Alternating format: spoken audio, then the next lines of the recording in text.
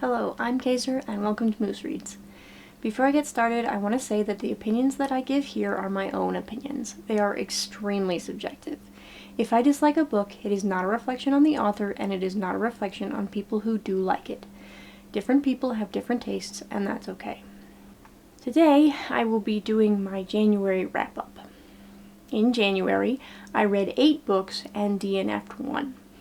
Excluding the DNFs, they totaled 3,295 pages with an average of 412 pages per book and 106 pages per day. As always, full reviews for all of the books are either posted already or will be soon. There should be chapters marked, so you can easily skip around. The first book I read was Paladin's Faith by T. Kingfisher. This is the 4th book in the Saint of Steel series. It is an adult het fantasy romance. The description says, Marguerite Florian is a spy with 2 problems. A former employer who wants her dead, and one of her new bodyguards is a far too good-looking paladin with a martyr complex. Shane is a paladin with 3 problems. His god is dead, his client is much too attractive for his peace of mind, and a powerful organization is trying to have them both killed. Add in a brilliant artificer with a device that may change the world, a glittering and dangerous court, and a demon-led cult, and Shane and Marguerite will be lucky to escape with their souls intact. Never mind their hearts. I gave this book 4 stars. So far I've given every book in this series at least that many. I liked the plot of this book more than the romance, although the romance was fine. I liked both Marguerite and Shane, although I felt their relationship wasn't as well developed as that of the previous couples in the series. One thing I really did not enjoy about this book was the way Shane treated his fellow paladin Ren. Ren is one of 2 women among the remaining paladins of the Saint of Steel, and despite the fact that she is a terrifying axe-wielding berserker, Shane repeatedly acts as if she is a delicate young maiden in need of protecting. Only on the romantic front, growling at would-be suitors and shutting down any attempts to educate her on the more varied aspects of human sexuality, but it still felt both wildly out of place and very uncomfortable. However, all of that was overshadowed by the extremely interesting ideas Kingfisher introduced in the latter half of this book. Ultimately, I enjoyed it quite a bit. After that, I attempted to read The Plague Dogs by Richard Adams. This probably constitutes literary fiction, although I absolutely hate that as a category of books. So I'll call it an adult adventure novel with mild fantasy elements to account for the dog's perspective. The description says, Ralph, a shaggy black mongrel, and Snitter, a black and white fox terrier, are among dozens of animals being cruelly held in a testing facility in northwest England. When one of the handlers fails to close Ralph's cage properly, the 2 dogs make a daring escape into the English countryside, where they befriend a red fox who helps them survive in the wild. But as rumors circulate that the dogs may have been the test subjects for biological weapons and could be carrying a terrible plague, they soon find themselves targets of a great dog hunt. Local farmers, politicians, scientists, and even the military join in the search to track them down. This was supposed to be one of the books for my 2024 challenge. Read a book with a dog on the cover. I've owned this book for nearly 30 years and kept putting off reading it, and it turns out that was the right choice. I hated this so much. The parts that were actually story were fine. The problem is there were a lot of parts that were not the story. Adams spends a lot of time talking about the landscape. This would be fine, to an extent, given that the dogs are traveling there, but the way he goes about it is frustrating. Rather than describing it as the dogs would view it, he expounds at length about the features as a human would know them if they were familiar with the area. It often felt like he wanted to write a travel guide to the Lakelands, but was afraid no one would read it. There were also wildly pointless blocks of text in each chapter that had little to no bearing on anything. They weren't entirely unconnected, but they didn't merit the amount of space they took up. The first chapter opened well enough, but then spent several pages discussing the difficulties in setting up the lab in the location it's at. Relevant to a point, but I'm not sure why it matters that there were committee meetings and local opposition before permission was ultimately granted for the location. Then, in Chapter 2, Adams spends a full page with little to no paragraph breaks, expounding on the merits of freedom. Again, this isn't wholly disconnected. The dogs manage to escape at the end of the first chapter and are experiencing freedom for the first time now, but what is actually said there is so completely disconnected from anything a dog might think as to be ridiculous. Then, the third chapter opens similarly with a treatise on the nature of dreams. This one felt the most tenuous to me, as the dogs were sleeping at the start of the chapter, but there was no indication in the text that they were dreaming or what such dreams might have been about. So we just get this wall of text that, again, isn't at all what a dog would think about dreams without connecting it to our characters. Between those two obnoxious aspects, the book felt more or less unreadable to me. I kept putting it off because it was a miserable experience, and then finally decided to stop. There are just too many books in the world to force my way through one I'm not enjoying at all. I loved Watership Down, but this was not even close to the same experience, when it should have been. So, having given up The Plague Dogs for a book with a dog on the cover, I picked a different one from my collection and read Kavik the Wolf Dog by Walt Morey. This is a children's adventure book. The description says, when Andy Evans stumbles upon the snow-covered wreckage of a small plane, he's shocked to find a survivor.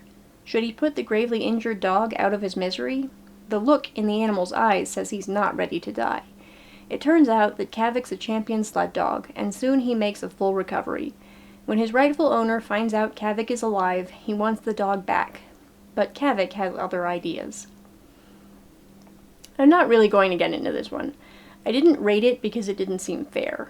I didn't really enjoy this, but I can recognize that the reasons for that are almost certainly because I am an adult reading a book meant for very young readers. I suspect I would have loved this as a kid. It's the kind of story I generally liked. My main complaint is that it was too simple, and I kind of think that was the point. Morey didn't spend a lot of time with plot points and didn't give much in the way of character development, but he did present a decent story about a dog and his boy that I imagine kids will find very approachable. Fair warning though, the book contains both animal abuse and animal death. It also contains what I understand to be a slur for the native peoples of Alaska, though the word only appears twice and I believe is a product of ignorance rather than malice. It is something readers should be aware of. Next, I read Martin the Warrior by Brian Jakes. This is the 6th book published and the 2nd book chronologically in the Redwall series. It is an animal fantasy novel. The description says, on the shore of the Eastern Sea, in a cold stone fortress, a stoat named Badrang holds dozens of innocent creatures as slaves, part of his scheme to build an empire where he will rule as unquestioned tyrant. Among those slaves is a mouse named Martin who has a warrior's heart and a burning desire for freedom. Freedom not only for himself, but for all of Badrang's victims. There is no risk he will not take, no battle he will not fight, to end the stoat's evil reign, and in the process regain the sword of his father, Luke the warrior, the sword that Badrang stole from him when he was but a lad. This was fine, but I didn't love it anywhere near as much as I did as a kid. I gave it 3 stars. It's a perfectly decent fantasy, but the series as a whole is mostly written for children, and a lot of things are oversimplified. The bad guys are bad, the good guys are good, and there is no nuance. Also, the villains are very bad at what they do, and it makes the books less engaging and lowers the tension. I do not recommend this book or this series for reasons I'll get into a little later. 4th book I read was The 7 Husbands of Evelyn Hugo by Taylor Jenkins Reid. This is a queer, pseudo-historical novel. The description says, aging and reclusive Hollywood movie icon Evelyn Hugo is finally ready to tell the truth about her glamorous and scandalous life. But when she chooses unknown magazine reporter Monique Grant for the job, no one is more astounded than Monique herself. Why her? Why now? Monique is not exactly on top of the world. Her husband has left her, and her professional life is going nowhere. Regardless of why Evelyn has selected her to write her biography, Monique is determined to use this opportunity to jumpstart her career. Summoned to Evelyn's luxurious apartment, Monique listens in fascination as the actress tells her story. From making her way to Los Angeles in the 1950s to her decision to leave show business in the 80s, and of course the 7 husbands along the way, Evelyn unspools a tale of ruthless ambition, unexpected friendship, and a great forbidden love. Monique begins to feel a very real connection to the legendary star, but as Evelyn's story nears its conclusion, it becomes clear that her life intersects with Monique's own in tragic and irreversible ways. I gave this 3 stars as well, but you've got to take that rating with a grain of salt. I think this book was very good for what it was. The problem is that what it was isn't the kind of thing I enjoy. It very much isn't my genre, but I read it for my book club. All the same, if this is your genre, I would recommend checking it out.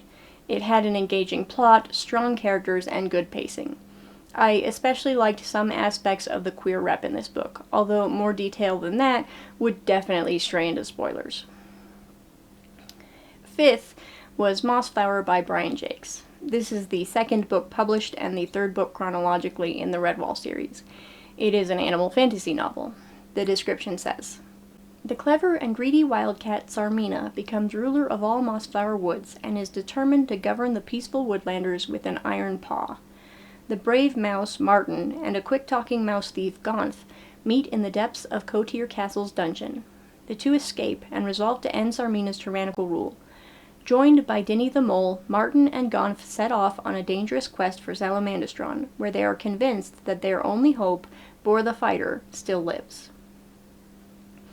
Yet another 3-star read. This was fine. I liked it better than the previous 2. There's not a lot for me to say about this. It has all the same strengths and pitfalls as Martin the Warrior. I thought the plot was more engaging, but I also think it tried to do a bit too much, and one portion suffered as a result. It did, however, create a problem for me. I have a very hard-set rule that any series that forgets or contradicts its own details doesn't deserve my time and attention. And boy does Redwall fit the bill. This book was published before Martin the Warrior and Lord Brocktree, and the relevant details are completely different. I was kind of pushing myself to read these already, having realized I just don't love them the way I did, and this was just one more reason to let them go. So I won't be reading any more Redwall novels. If you are at all excited about that, I'm very sorry, but that's how it's going to be.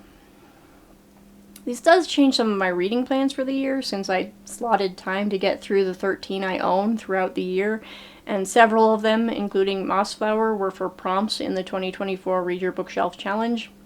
Life goes on. 6th up is A Strange and Stubborn Endurance by Foz Meadows. This is a queer fantasy romance novel. It is the 1st book of the Tithanai Chronicles. The description says, "Velison Vin Aro never planned to marry at all, let alone a girl from neighboring Tithana. When an ugly confrontation reveals his preference for men, Vel fears he's ruined the diplomatic union before it can even begin.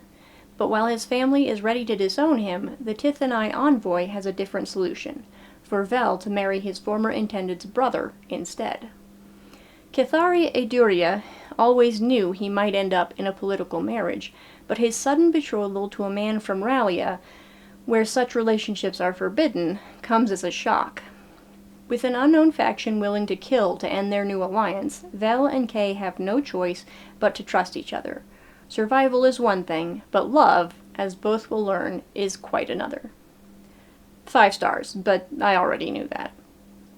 Content warnings for rape and attempted suicide, which are warned for at the front of the book. I read this book last May and fell completely in love with it. So when the sequel came out at the end of 2023, I wanted to read that as well. But my memory is only so good, and I'd lost too many details, so a reread became necessary. And I still love it. This book has a pretty solid balance between the romance plotline and the other plotline, though they are woven together pretty tightly. I liked both plots. I really liked the emotional turmoil built into the romance plot on both sides. I realized recently that it's the same anguish that draws me to fake dating stories. This is, technically, a fake dating story, except they're for real married. Still, Kay doesn't want to force Vel into anything he didn't actually sign up for, and Vel, coming off that aforementioned rape, it's in like the second chapter, that's not a spoiler, isn't sure he's capable of offering Kay anything real. So these two idiots are falling in love and both wholly unwilling to either tell the other guy or ask for clarification on his feelings. It's fantastic. As for the other plot, it wasn't perfect, but it was still quite good. There was at least one aspect where I saw a twist coming, and it felt like the characters should have as well, but it wasn't egregious. I absolutely didn't see the primary antagonist coming the first time around, which is fairly rare for me, honestly. The second time through, knowing the end, I looked for the clues, and they certainly were there, just rather subtle. I have a minor issue with the villain's motivation, but I can mostly chalk it up to people being people, so it's not a big deal. Overall, I just loved this book, and assuming that neither of the content warnings will cause you issues, I would definitely recommend it. So, of course, after that I read the sequel, All the Hidden Paths, the description of which says, "With the plot against them foiled, and the city of Ki-Katai in safe hands, newlywed and tentative lovers Velison and Cathari have just begun to test the waters of their relationship. But the wider political ramifications of their marriage are still playing out across two nations, and all too soon they're summoned north to Tithana's capital city, Ki-Shihan, to present themselves to its monarch. With Cathari newly invested as his grandmother's heir, and Velison's old ghosts gnawing at his heels, what little peace they've managed to find is swiftly put to the test. Kay's recent losses have left him racked with grief and guilt, while Vel struggles with the disconnect between instincts that have kept him safe in secrecy and what an open life requires of him now. Pursued by unknown assailants, and with Ki-Shihan's court factions jockeying for power, Vel and Kay must use all the skills at their disposal to not only survive, but thrive. Because there's more than one way to end an alliance, and more than one person who wants to see them fail, and they will resort to murder if needed." Also 5 stars. Again, content warnings for mentions of rape as well as heavy grappling with grief. I'm discussing a sequel in a wrap-up video, so I'll try not to get into too many details here. I really appreciate that this series doesn't pull its punches when dealing with heavy topics. The boys are still in an awkward place relationship-wise, despite making very good progress by the end of the first book, so I still got that delicious gut punch from their uncertain feelings. Once again, the romance and the plot are well-balanced and well-intertwined, and once again, I did not see the final reveal coming. This one was a little easier. I did at one point consider the villain, but dismissed them for various reasons. That's not to say it was unbelievable, just that I would be murdered if I had to deal with court intrigues. Overall, a lovely read. Still would recommend. Can't wait for more, which I suspect will come eventually. Incidentally, if anyone knows of a way to determine if an author plans to have more books in a series when the next installment is little more than a tentative idea, I'd love to hear it. This is the second time recently that I've run into a series where I think the author probably plans to continue, but I can't say for certain, and I'd just like a way to find out for sure. Anyway, after All the Hidden Paths, my final book in January was Remnants of Filth Volume 2 by Robao Buchiro. This is a queer fantasy, possibly historical, though I don't know enough about Chinese history to be at all certain. The description reads, "As the case of the murders in the capital comes to a close, Moji takes custody of Gu Mong, the traitor who was once his lover. With his betrayer now firmly in his grasp, Moji believes he can manipulate Gu Mong into revealing the hidden secrets within his broken mind. Yet one question continues to haunt Moji. Is Gu Mong pretending, or has he truly forgotten everything? Tortured by specters of the past and bound by demons of the present, Moji begins to lose hope of ever gaining the satisfaction he craves.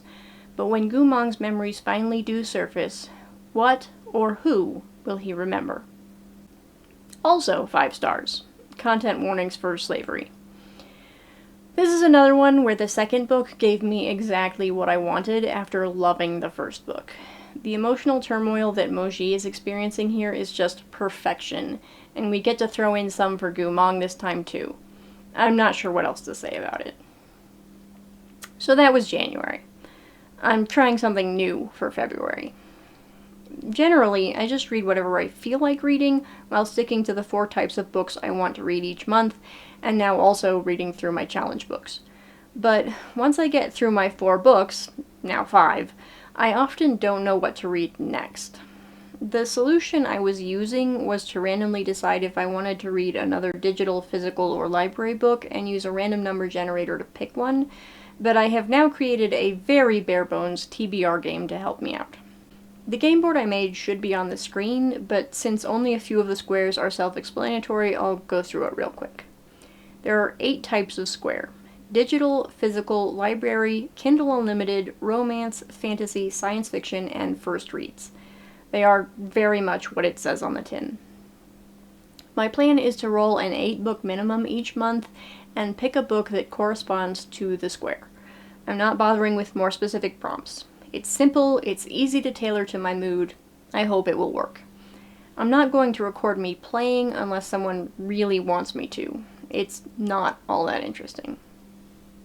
It does, however, allow me to share my reading plans for the following month. So, in case anyone is curious, here are my February reading plans. This is not the order I rolled them in, and I more or less didn't pick them until I had made all my rolls. I'm just not going to be persnickety about this game. First, I need to read One Last Stop by Casey McQuiston for my book club. This corresponds to a library square.